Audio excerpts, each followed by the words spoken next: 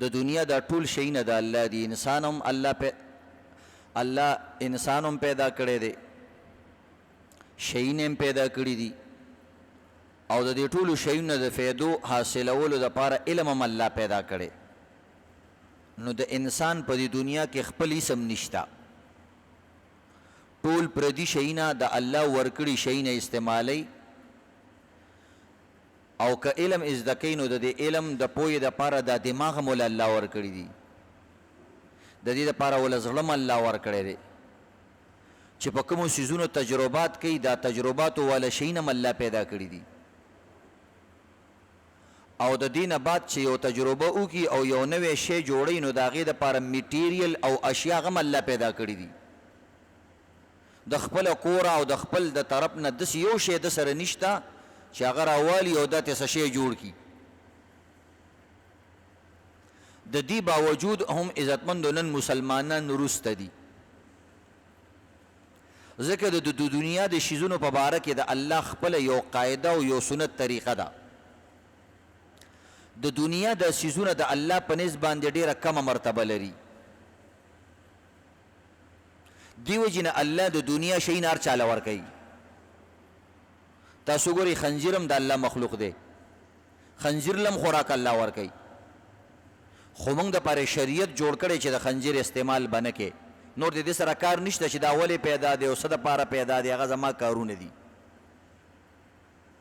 هم دې دپاره پیدا دی چې ستا امتحان پکې علي چې خوري او که نه خوري، د الله منې که نه.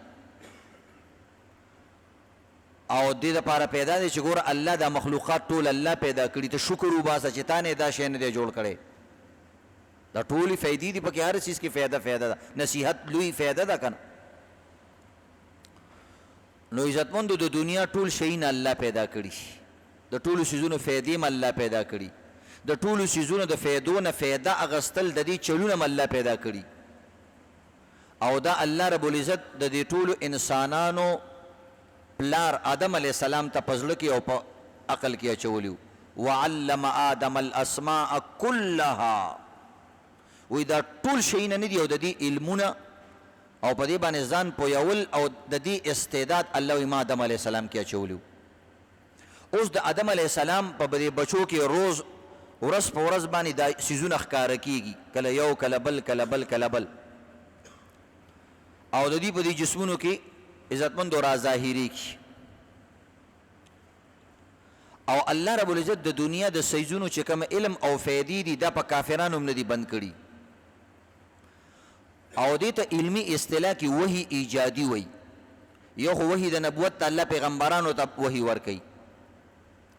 یو وحی فطري ده چې انسان د هر څیز په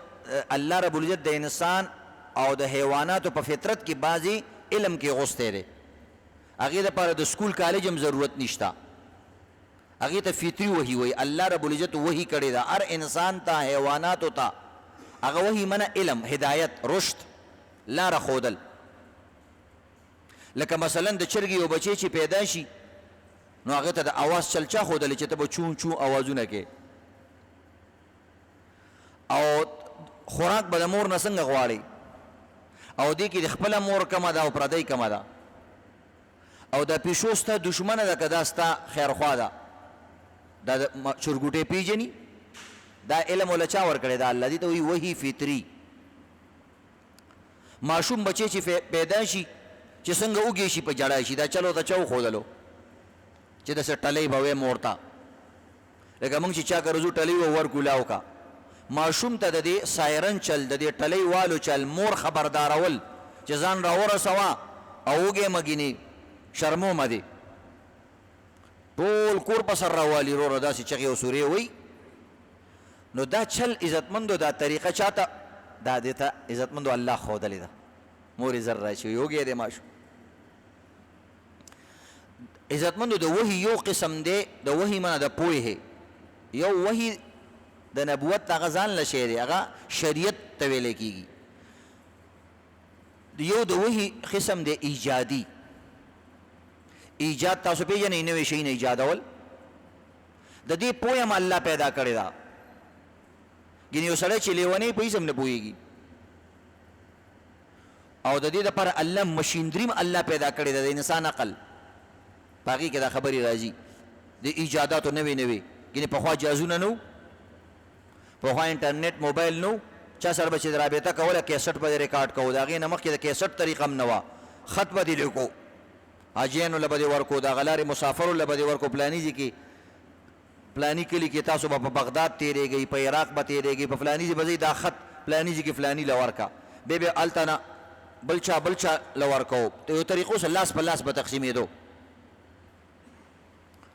نو دا ایجادات ولې زیات شو دا الله د انسان په بدن کې یو طاقت پیدا کړی دی د علم چې دا لاس خپې خوځوي حرکت کوي الله پکې برکت اچوي او د دې باره کې الله قرآن کې وایي کلا نمد هؤلاء وهؤلاء من عطاء ربک وما كان عطاء ربک محظورا وایي دا زما یو عطا ده د دنیا په دې کارونو او فیدې ورکول خلق پویول او دا ګورئ واورئ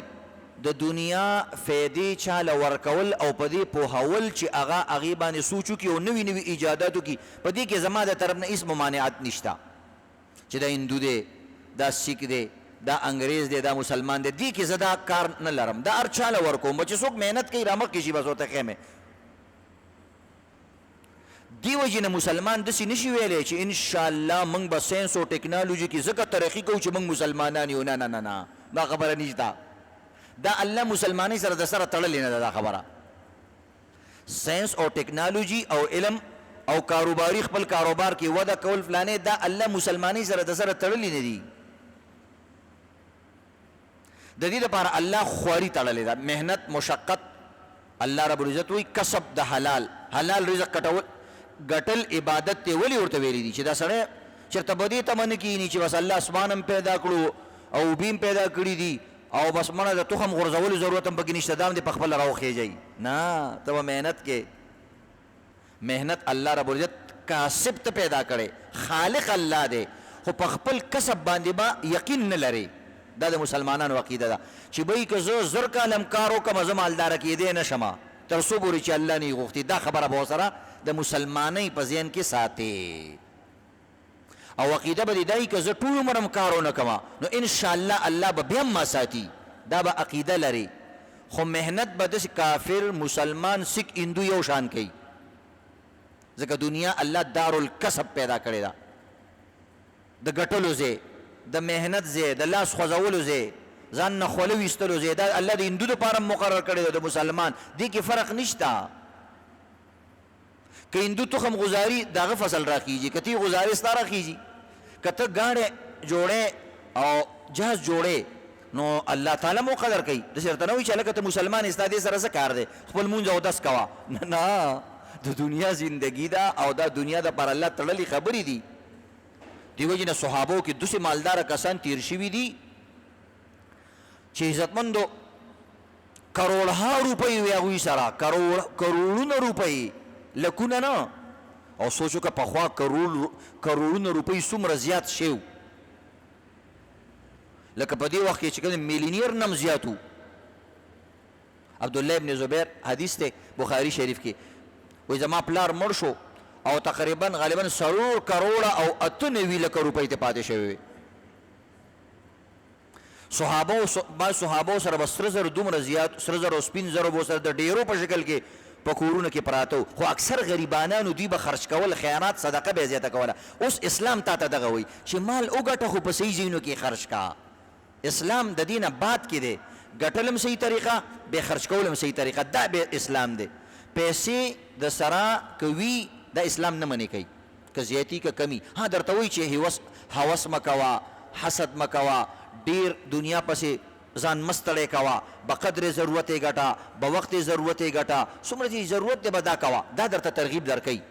او دا د دې وجې نه درکوي چې ته قمقل یې چېرته په دې څیزونو پسې شي دي عارضي څیزونو پسې او هغه آخرت او هغه اصلي کار د نه پاتې نه شي لکه موږ ویته بچیا دا پیسې مې درکړې خو په لاره دوکان ته زر مه ودرېږه مدرسې ته او سکول ته زر ځان رسوه او ماشوم ته اصل دا ښکاري چې مړه اصل خو پیسې دي په پیسو چې والي یو شی خوند کوي او دغه سکول ته خو چې لاړ شي هلته خو ډنډې دي او تش رټل دي او کېنه او پاسه او سټ او سټینډ داسې شی دي ماشوم ته دغه پیسې اصل ښکاري نو دې وجې نه الله پیغمبران وختن فوختن لرګي چې دنیا خو ګټئ خو صرف دنیادار نشي. دنیا یو د ضرورت شی دی، که ته اعلی ضرورت پوره کې اس خبره نه ده. زیبایش کې یو دی رهایش، یو انسان صرف رهایش کوي جایز دی، بس یو چا جوپړی جوړه کړې ده، چا د خټو کور جوړ کړی دی، چا ساده کور جوړ کړی بغیر پلسترو، نو دې ته وایي رهایش، دا هم جایز دی. یو دی زیبایش، دا هم جایز دی. یو سړی وایي چې مړه په دغه دیوال باندې ماربل لګومه، شریعت دې نه منې کوي، یو لګوه ده لاندې ماربل لګومه چې ناست یم چې لاندې نه م یخیم، او بره نه اے سی لګوم چې بره نه م یخیم، لاندې باندې یخیم. شریعت ته وایي زه بس صحیح ده چې دومره ګرمي ته نشي ټینګېدی، خو ګورې آخرت به نه یېرې. دا خبره به هر ځای کې یاد ساتي. آخرت، الله، قبر، حشر، دین، دعوت، تبلیغ، عبادت، دا سیزونه به نه یېرې. ګورې امتحان دی په دې کې ستا. یو انسان وایي جی زه د زیبایش سره سره زه پینټونه ورکوم، دا هم زیبایش دی. صحیح شو. ښایسته سندري په دیوال جوړوم، جوړی کا جی مزیدار یو سندري میلاویږي په دې باندې لګوم. یو دی آرایش، نورم زیات ښایسته کې یو شی جی دروازې په المونیم دروازې لګوم او د دیار دروازې لګوم، او دغه رنګې چې کوم دی نوی ډبل بیټ راغلی دی، کله ته بیټ جوړېږي او کله ته صوفه جوړېږي او کله ته میز جوړېږي، دا لګوم. شریعت وایي بس تکړه شه، خو داسې نه چې صوفه کې سملې او مونځ د نه پاتې، د دې خیال به ساتې. پنځم نمبر دی عزتمندو آسایش. نورم ځان چې کوم دی عزتمندو مزید آسایشونه پیدا کول. ګاډی را خو سایکل دی، نو عزتمندو فراري موټر کې ګرځم، شریعت یو ګرځه، خو د مونځ ټایم کې پکې ودرېږه، داسې نه چې پکې کښېنې او الله او رسول او هر څه د نه هېر شو. مونځ ټایم کې ودرېږه، اذان ته پکې وخت وباسه، بال بچ له پکې وخت وباسه، تلاوت له پکې وخت وباسه، فراري کې ګرځه. او دغه رنګې جي کور کې چې کوم دی پلانټ لګوم، ایسی پلانټ، نو بس شریعت یې ولګوه. آسایش دی، نورم اسانتیا په ځان راواله. خو ودرېږه اے سی کې دننه، خو ودرېږه 2 رکعته مونځ کوه. تا نه خو هغه سړی ښه دی چې مزدور دی، خولې ترې روانې دي او لګیا دی اشراق هم کوي او تهجد هم کوي، او ته په اے سی کې پروت او خمار پروت. د دې نعمتونو شکریه په طور یې وکړه چې خدای پاکه دا نعمت دې راله راکړی دی. لکه اوس مثلا موږ له الله روغې سترګې راکړي دي، روغ بدن یې راکړی دی، دوکان یې راکړی دی، ګټه وټه کوو، دماغ هم کار کوي، ګرمي ده خو هر څه کار کوي. داسې کسان شته په دې ګرمۍ کې په آی سی یو کې پراته دي، اپریشن تیټر کې پراته دي، نو ته د هغه په نسبت باندې 1000 درجې ښیي. که غریب یې خو هغه وایي که نه، هلته هغه کې لګېدی ډاکټران چاقوان، چړې او قینچین یې وایي لګېدی، کولاوی را کولاوی. بعضې کسان عزتمندو تقاضه هم نشي کولی په خپله، هغې له په دې خېټه کې دلته پیپ لګولی، د دې په ذریعې باندې هغه تقاضا کوي. هغه عزتمندو سر پې بندۍ را بندۍ کولاوی چې کله میتیازو ته زړه کېږي دلته د دې په طریقه باندې کوي. څومره ګران کار دی. او ته چې کوم پلش ته لاړ شي او یو غره توکې او هر څه دې هغه شي عزتمندو، او دماغ هم دې ورسره کولاو شي، هر څه دې ورسره کولاو شي. یاره وایي دا طبیعت مې له برابر شو، داسې یخه ساه والې. دا عزتمندو دا ټول نعمتونه دي. یو سړی ټامبه شو میتیز یې نه کېږي، دا څومره غټه بیماري ده. او دا خېټې پړسېږي او دا ټوپونه وایي خدای پاکه، او دا میتیازي، او دا به څنګه چل کېږي. او ته ښه مزېدار عزتمندو کله ناکله د همداسې پرتوک کې هم لاړې شي او لاره دې کولاو ده. نو د دې وجې نه عزتمندو او زمونږ خلک ټیس پوس کوي ته خفه کېږي، او داسې چې د صبح زحمت نه بالوځي هغو ته خوشحالېږي، وایي له دماغ پې برابرېږي. هغوی دا خو الله پیدا کړي د ویستلو دپاره، څه دپاره جمع کې. هر سیز نعمت دی چې ته ورته ګورې. نو الله دنیاوي علم چا دپاره منې کړی نه دی، که مسلمان یې حاصلوي، که کافر یې حاصلوي، که هندو یې حاصلوي، که سیک یې حاصلوي. شروع والا مسلمانان، عالمان، قاریان، دیندار خلک په دې خبره پوهېدل، نو دې وجې نه هغوی ساینس زده کو. زاړه اکثر ساینسدانان مسلمانان دي. وروسته عزتمندو مسلمانان چې رال، نو هغوی د ساینس، د ټکنالوجي او تجارت پرېغوستو. تجارت عزتمندو ډېر د ګټې علم دی، چې علم د سره نور نه تجارت کوه بس دا بغیر د علم نه مسناسنه تجربې نه حاصلولی شي شاګردي وکوه مې کولی شي که لیکل نه درځي مې کولی شي دا جوابونه کول مزدوریانې کول عزتمندو دا به د غیر مسلمو کارو مسلمانانو سره به کارونه کول نن مسلمان داسې چل کوي ابو مال یو هلک رالی وایي زه پلار په دې باندې پوه یم چې زه تجارت کول غواړم الله من جاب به ګورو جاب میلاویږي نه زما پلار ته نصیحت وکړه هوښیار پلار دی سرکاري ملازم دی په دې خبره نه پوهېږي چې بهی تجارت ښه شی دی د پیغمبرانو کار دی الله دنیا کې چې دا شی نه پیدا کړي هم د دې دپاره پیدا کړي چې دا به په یو بل خرڅې تجارت ویم دې ته پخوا خو د عزتمندو پیسې د نوټونه کرنسي خو نه وه که نه اصل کرنسي چې موږ او تاسو هغې ته سمن خلقي وایو پیدایشي او فطري پیسې هغه سونه او چاندي وه او هغه جوړه شوې کرنسي نه د الله یو معدنیات پیدا کړی یو شی پیدا کړی د اوسپنې په شان یو شی په دې باندې به خلکو شی نه خرڅول ګینې اکثر به خلکو چاله به غنم ورکړه بوله جوار ورکړو چا به چاله پیاز ورکړه هغه بوله ټماټر ورکړو د شی نه چې پیدا کړي الله نو اشاره کوي دې ته چې تجارت کوه بدلوه دا شی نه په دې کې خیر دی مارچې لګوه نو د مارچو چلې درته وښودلو د ده ته مارچ هغه ته یو شي ضرورت دی هغه ته هغه سیز ارزانه میلو شي په لږ شان کار مارو کړي هغه ځان له ګران خرڅ کړي ده ته دا شی میلو شي دا په دې باندې ځان له روزګار روان کړي خو اوس د مارچو په ځای کرنسي راوتې ده کرنسي پیسې ګټه بل شی پې اخله نو مسلمانان ځکه وروسته شو دا د څه وجې نه عزتمندو یو دا د بعض صوفیانو عالمانو د وجې نه هغوی اخرت او ذکر او دا شیزونه دومره ډیر بیان کو چې د خلکو نه بالکل د دنیا نه کناره کش کړه چې دا دنیا د سره څه شی دی نه دومره درجې باندې به نه کې چې یو انسان د کار روزګار نه کینی نو دا طریقه عزتمندو صحیح نه ده ها داسې به ورته وایي چې عبادت ډیر کوه دنیا کمه کوه دا ترغیب به ورکې خو داسې به ورته نه وایي چې دنیا پرېږده دا د دین تعلیم د سره دی نه د دین تعلیم دی اللهم ربنا آتنا فی الدنیا حسنه وفی الاخرة حسنه خدای پاک دنیا م راکړي او آخرت م راکړي زه خو کمزوری کس یم که زکام ووالم د هېڅ به نه یم که دستونه را باندې ولګېدل د هېڅ به م نه یم یا الله ته را سره مدد کوه د دنیا کې م او آخرت کې م دواړه راله راکړه خو دنیا کې دومره عزتمندو ډوبېدل چې آخرت د نه هېر شي ګورې بې ګمراهي ده بې ضلالت دی نو د دم چل به زده کې بعضې کسان پاړوګان تاسو به کتلي هغوی ماران ساتي خو د مارانو منتر وله ورځي یا چل ورځي غاښونه تې وباسي چا څه یو شی وکړي چا څه بل شی وکړي نو دا دنیا عزتمندو مار دی یہ منقش سام پہ ڈس جائے گا ورنہ غافل یا درک پچھتائے گا وی دا یو پٹیدار مار دے بس اسی چل ولبا کی بیرانی سے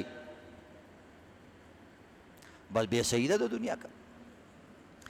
دنیا کی عزتمند خلق کم کم د علم په ذریعہ باندې کم کم کارونه کړي عجیب عجیب کارونه عرب تاسو ګورئ عزتمند څومره روسته قوم د جاهلیت څومره تورې تیارې ویلته خو نبی علیه الصلاة والسلام رالی او هغه ورته د ټول نه اول د علم ترغیب ورکو طلب العلم فریضة على كل مسلم ومسلمة ګورئ علم حاصلوئ نو پا دی که اصل علم خو د آخرت علم دے خو دنیاوی علم هم تی مراد دے ذکر اللہ آدم علیہ السلام لدو دنیا چلونم خودلیو وعلم آدم الاسماء کلها و دا طول شئینی ورطا خودلیو نو دا دی وجین عزت مندو اغوی کامیاب شو نن عرب کم زیده رسیدلی تھی پاخپلو خور محنتونو کرلان دی تیل روتل او تیل دس شید الذهب السائل دیتا ویلے کیلی بیدون کی سونا پا دنیا کی تقریباً دا طولی دنیا 20% تیل دا پا سعودی عرب کی پیدا کی دا طولی دنیا 60% تیل خو مسلمان چی روستا دے دا ایمان دا وجنا دا جہاد دا وجنا او دا دی بہادرائی پا کی نشتا دا دی وجنا روستا دے یعنی معلومو سرا دیرشتا مسلمانانو سرا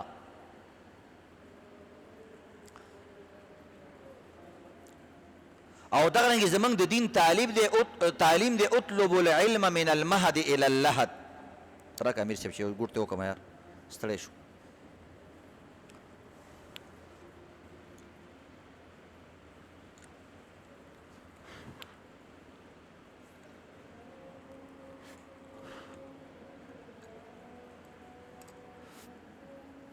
جزاک الله. زمنګ د دین تعلیم دی اطلب العلم من المهد الى اللحد، وی تعلیم حاصلوا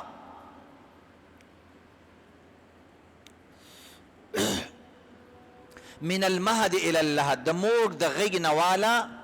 تر د قبر غیږ پورې. یو د مور غیږ دی یا یو زانګو ده، د زانګو نواله تر د قبر زانګو پورې، د قبر کندې پورې علم حاصلوا. دنیاوی علم هم حاصلوا، د آخرت عالم. خو د آخرت ډیر د دنیا کم، ځکه آخرت ډیر دی او دنیا کمه ده. بس دا اصول به پکې یاد لرئ. فرایض دنه پاتې نشي، الله دنه خفه نشي، د شیطان پیروکار پکې نشي. بس دا دوه درې شرطونه به پارځي کی ایمان د سلامت الله له یوسي او فرایض الله له یوسي. نور ګټا او ساټا او لټا یعنی لټاوا او کار کوا. نو د دې وجې نه عزتمندو یو انګریز کتاب لیکلی دی چې د مسلمانانو هغه په 100 کسانو مشهور شخصیاتو باندې کتاب لیکلی دی. مایکل هارټ دا هغه نوم دی. هغه لیکلی دی A ranking of the most influential personalities of the history. په دنیا کې د ټولو مشهور شخصیات په هغې کې لیکلی دی. په ټولو نه اول د محمد رسول الله نوم لیکلی دی. وی ده په ځوانۍ کې، په ماشوموالي کې، په ودونو کې، په جنګونو کې، په عبادتونو کې، په هر څیز کې دا د خپل قوم دپاره د خپل امت دپاره راهنما دی. د ماشوموالي داسې تېر کړی. نبی اسلام قرآن کې راځي ولبستو فیکم من عمر سنین. عربو چې کله ونه منلو ویل ګوره ما تاسو کې څومره کلونه تېر کړي، 40 کاله ما تاسو کې تېر کړي، زما په دې عمر کې چې ته یو دا خو ښایي که نه. نو ماشوموالی داسې بیا د نبوت نه بعد زندګي بیا 11 ښځې کړي دي، عجیبه زندګي. بیا کمانډینګ یې کړی دی د فوج او د مشرۍ د جهاد. وایي چې چېرته ځي د شپې عبادتونه یې کړي، په عبادت کې 1 نمبر، په جهاد کې 1 نمبر، ښځو سره زندګۍ تېرول کې 1 نمبر، بچي خپل شوي دي په هغې کې چې کوم دی 1 نمبر، په خپله پلار تېر شوی دی او دغه رنګ یې سخر تېر شوی دی، د چا زوم تېر شوی دی، د ډېرو کسانو زوم تېر شوی دی. نو چې یو انسان د نبي علیه السلام په زندګۍ کې زوم غواړي، د زوم هغې ته د هغې مسایل، که سخرګنۍ مسایل غواړي هغه ورته میلاوي، که د پلارګنۍ غواړي، که د نیکهتوب غواړي، د هر قسمه مسایل د په زندګۍ کې میلاوي. عجیبه. نو دا هغه لیکلي my choice of Muhammad to lead the ranking of the most influential personality in history will surprise some of the leaders. وی په ټولو کې بهترین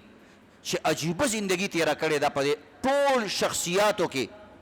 وی دا د محمد تیره کړې ده. دې وجې نه زه عیسایي ما، خو زه درته یم چې د ټول نه 1 نمبر باندې محمد رسول الله دی. بیا په عیسایانو اعتراضونه کړي، نو هغه دا وجې ښودلي چې بهی د ده بچپن شته، د ده جهاد شته، د ده کاروبار شته،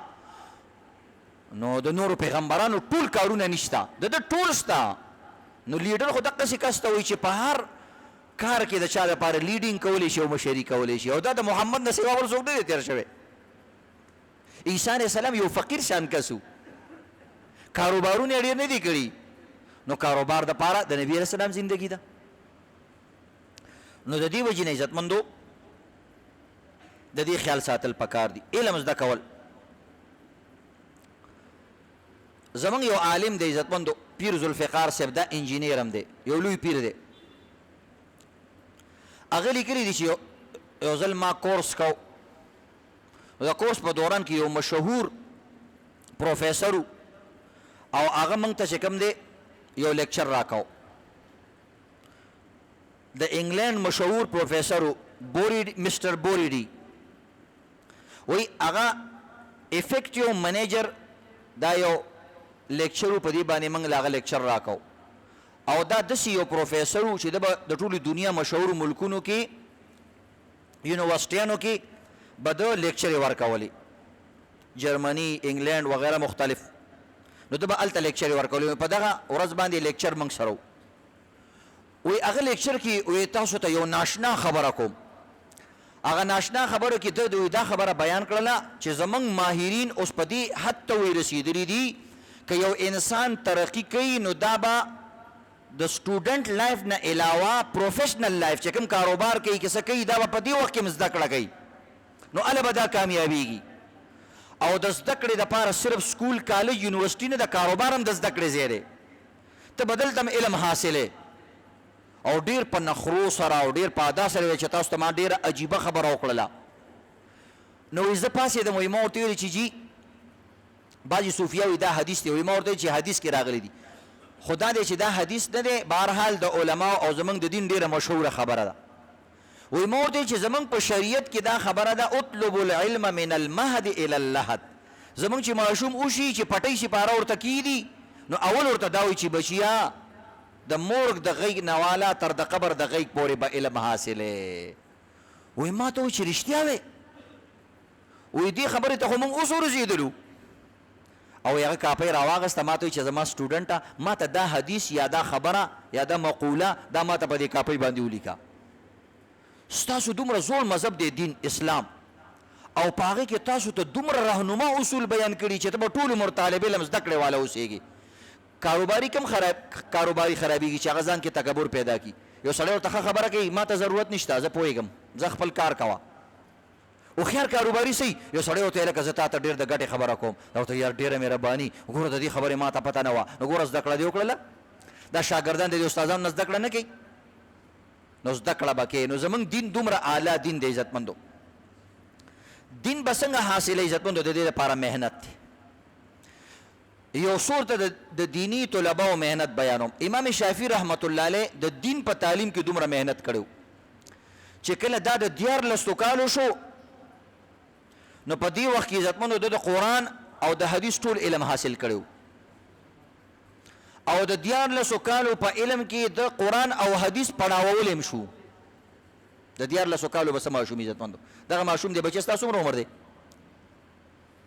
ودرېږه لږه څومره عمر دی 13 سال دا 13 سال دی دا چل دی اوس دا ماشوم دی څه کوم دی بچی ته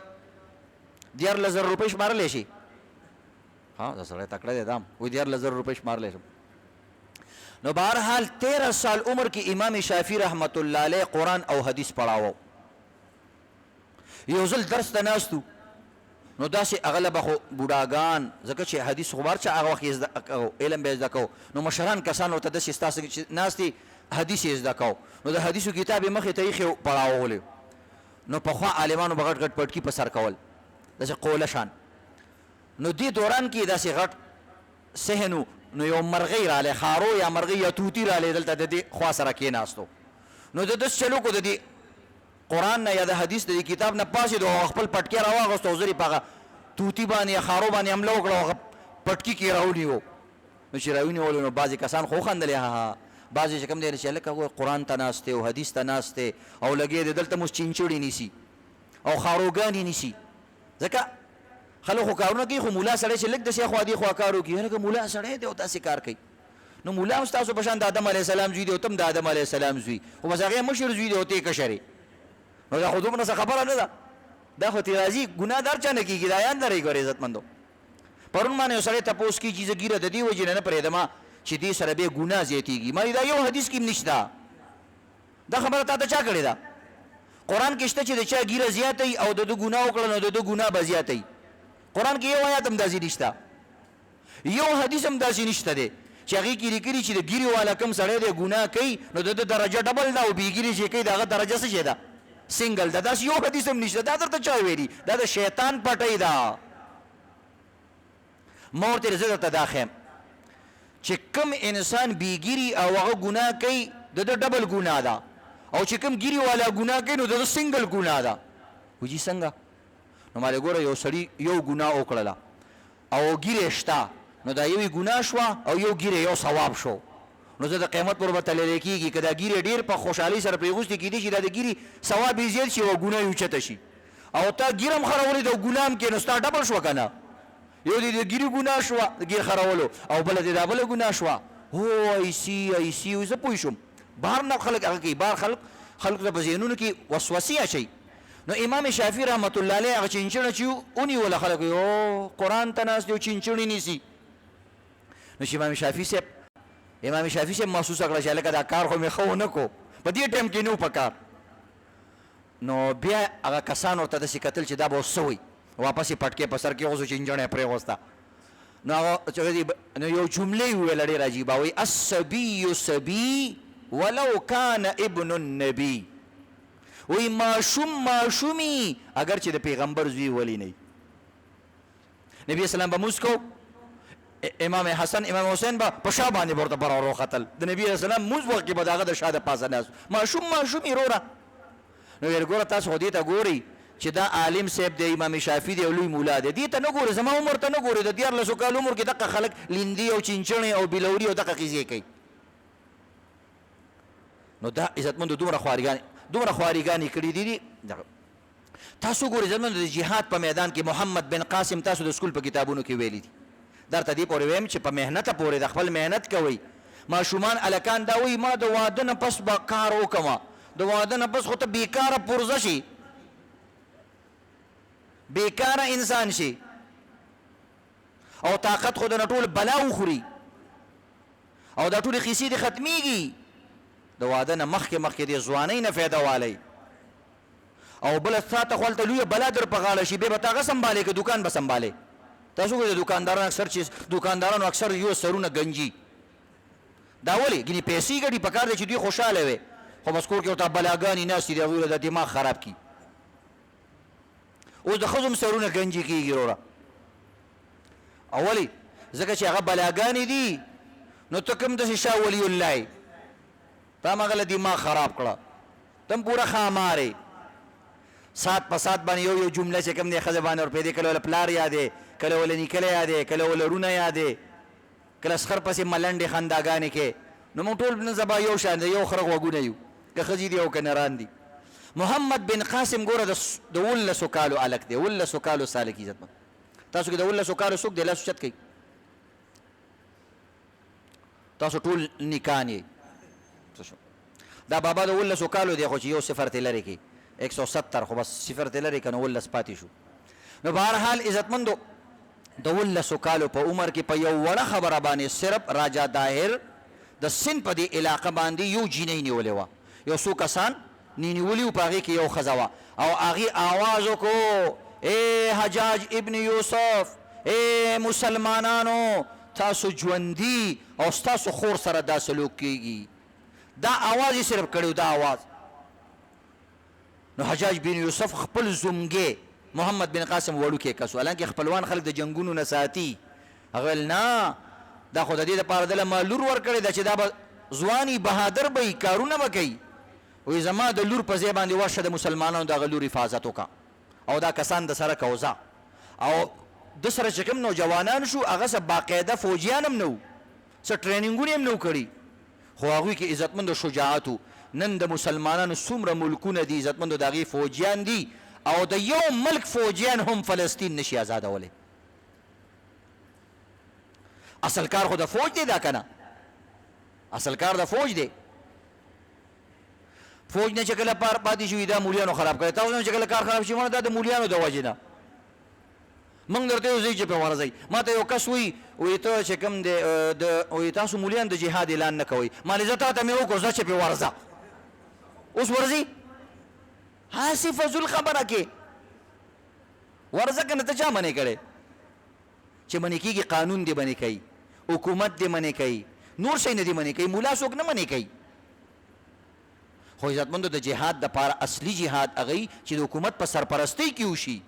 اجازت سره وشي د هغې اسلحو نه فایده والی د هغوی د علم نه او د هغې د مهارت نه فایده والی اوس چې هغوی هسې ناست دي اوس موږ څه کولی شو یعنې الحمدلله چې اعلان کله مو شي د جهاد د ټول اول نمبر پکې مولیاني تجارتي خلقو نور ځایونو ته لاړ شي تاسو افغانستان کې ولیدل نو د دې وجې نه عزتمندو محمد بن قاسم ځان سره کسان کړو او چې کله نه دا خبره اورېدلې وه روزانه به لبیک یا اختي لبیک یا اختي ای زما خورې به در روان یم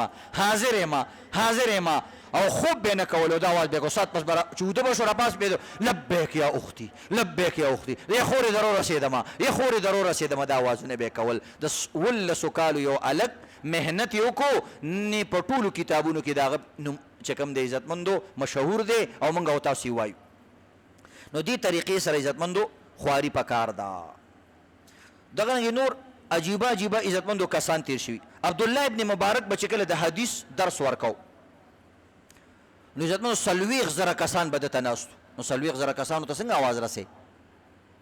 نو 1200 کسانو به صرف د ده آواز مخکې رسو لکه څنګه چې موږ تاسو ته تاسو وایي الله اکبر نو تاسو وایي الله اکبر نو شاته بازار ته بیا آواز 1200 کسانو به لوډ سپیکر خو نه وي کنه لکه څنګه مرکز کې چې مونږ کېږي عزتمندو یو الله اکبر وي 3 صفه پس بل الله اکبر وي 4 صفه پس دقه رنګې 1200 کسان به په دې کې کېنولي وو نو چې د به حدیث ویلو او پسې د به ویلو هغه به ویلو نو आवाज به دې طریقې سره 40,000 کسانو ته رسېدو او تاسو یقین وکړئ عزتمندو د دې عبدالله ابن مبارک دا مبارک پلار که سړی وایي چې دا خو به د علم عالمانو د خاندان نه و نه او دته ویلی کېږي سرتاج المحدثین د ټولو محدثینو د سر تاج د امام بخاري صاحب هم استاد دی هغه هم ته حدیث راغستی دي او دا د امام ابو حنیفه رحمت الله علیه شاګرد دی د پلار مبارک چې کوم دی عزتمندو یو عام چوکیدار سړی په یو سیاسي سړی سره یا صاحب اقتدار سړی سره وزیر سره د انارو په باغ کې چې کوم دی چوکیدارو یو ځل د هغه څه ملګري رالو لکه یو دوه انار راوله سپیشل ملګري راغلي باغ ته به خلکو بوتلل باغونو کې به خوراکونه کوي اوس هم خلک چکر ولځي باغ کې دننه لوچي خوري امونه خوري ډېر خوند کوي هغه کسان راوستو چې انار یې جوس یې وکړلو هغه تروشو ورته یې ورشه بچیه بل راوړه چې نور یې راوړه هغه هم تروشو چې نور یې راوړه هغه هم تروشو خیر کې ورته غوسه شو مبارکه تا 12 کاله تېر کړه په دې باغ کې نو په 12 کالو کې چې سړی شاګردي وکړي هر شی وپېژني یو کال چې ریړه ولګي امونه پېژنې صحیح شو چې دا کم ام دی او پاریو لنګړه دی او کفلانې دی کفلانې دی پاریو باندې پوهېږي تا 12 کاله تېر کړه انار هغوی یو خبر ورته کوم ویل او وی قسم په الله باندې 12 کاله مې تېر کړي په باغ کې خو په 12 کالو کې مې یو د انار دانه هم نه ده سکلې خو چې سړی اوس چې وسکي نو پته ورته ولګي چې هلکه دا ژړ پکې خوږي او که دا سور پکې خوږي او که دا خوږي هغه خلک هم ورته حیران شو چې هلکه داسې کس په دې وخت کې نو فورا ورته بچیا زما یو لور ده زه دله دا در کوم وزیر ورته وایي زما یو لور ده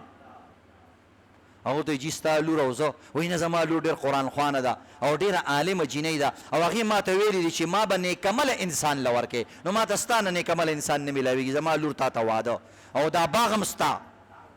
او سامان یې ورکو نو بیا د دې نه چې کوم ماشوم پیدا شو د داسې ښځې نه 40 ورځې بیا دا کور ته نه دی تللی شپې د واده پیله یو غریب سړي له وزیر لور ورکړي زمونږ خلک بیا 3 هفتې ګډېږي دس دتې تنګ او راشه کې راځي وزیر وله لور ورکړي پلانکي خان له او هغه وزیر هم وله ډمامې کوي او دا په خپله هم ګډېږي ټول خلک ګډېږي خاندان هم ګډېږي هلکه زمونږ خلکو میم راوستله دا 40 شپې کور ته هم نه دی تللی او ته به نن سبا 2 شپې کور کې ونه کړې ښځه نه واپس دي وي زه دې چا له راوستی ما چې ته نه راځې او پته نه لګي څنګه چل دی څه دنه کېږي مو که نه داسې الټه پلټه کیسې در پسې وکړي او عزتمندو هغه 40 شپې پس چې لاړې په یو 40مه شپه ښځه ورته خیر خو که نه بدن دې ښه دی مزاج دې ښه دی څه تکلیف خو نه که نه او ما خو در ډېرې دعاګانې کړي دي هغه ویل نه صفا خبره درته کوم خفه کېږي خو به نه ویل نه ستا غوندې نر کس او ایمانداره کس او حق ګویه کس ته خو ما نکاح کړې ده وایي تا د وزیر لورې او وزیرانو له اکثر خلک تحفې تحایف ورکوي ویل بالکل او دا ورکوي وایي تا به مغه مالونه خوړلي وایي بالکل زما پلارو خامخا کور کې خوراک وایي زه دې مال ته حرام ویمه د وزیرانو له چې خلک ورکوي دا تحفې تحایف دې ته زه څه ویم حرام ځکه چا سره چې تعلق نه وي او ته له څه شی ورکوي پته لګېږي سبا به پسې غلط کار کې نو دا رشوت شو نو تا رشوتونه خوړلي او دین کې مسله دا ده چې حرام سړی وخوري 40 ورځو پورې د ده په بدن کې اثري بعض روایتونو کې راځي 40 ورځو پورې عمل هم نه قبلېږي مطلب هغه فرض خو یې سر نه کوزېږي خو ثوابونه موابونه پکې نشته نو د دې وجې نه 40 ورځې مې د خپل ګټلی شوی خوراک درکو او ستا بدن پاک شو داسې سړو نه بې عبدالله پیدا شو دغسې جینۍ نه بې عبدالله پیدا شو او هغه داسې شو چې درس به ورکو 40,000 کسان به په درس کې ناست د نور هم زندګي ده خو دې پورې کافي ده نو کوم نوجوانان تاسو ناستئ کم د کسان ناستئ انشاءالله خپل تجارت کې به خواري محنت کوو که انشاءالله دې تجارت له چې راځئ د عبادت په نیت باندې راځئ دا الکان چې کوم تاسو پلارانو سره کار کوي په پلار احسان مه کوئ شکر وباسه چې داسې پلار دله خدای درکړی چې دوکان یې شته یعنې تا به د سر نه بې شاګردي کولی او دا دې مرتبې ته به رسېدلی شکر وباسه د دې پلار د دې مشر رور تره سره یې د دې تره چې تا ما ته د دوکان لاره وښودله او ما له دې کاروبار راکړه ما له دې مخه راکړله یعنې نن سبا خلک چاته چلونه نه ښیي ما یو دوکاندار نه تپوس وکړو مازوی مې ورغلم ده نه د دې شیز چل زده که هغه ویل وروره مونږ توت ته د ختلو چلونه چاته نه ښایو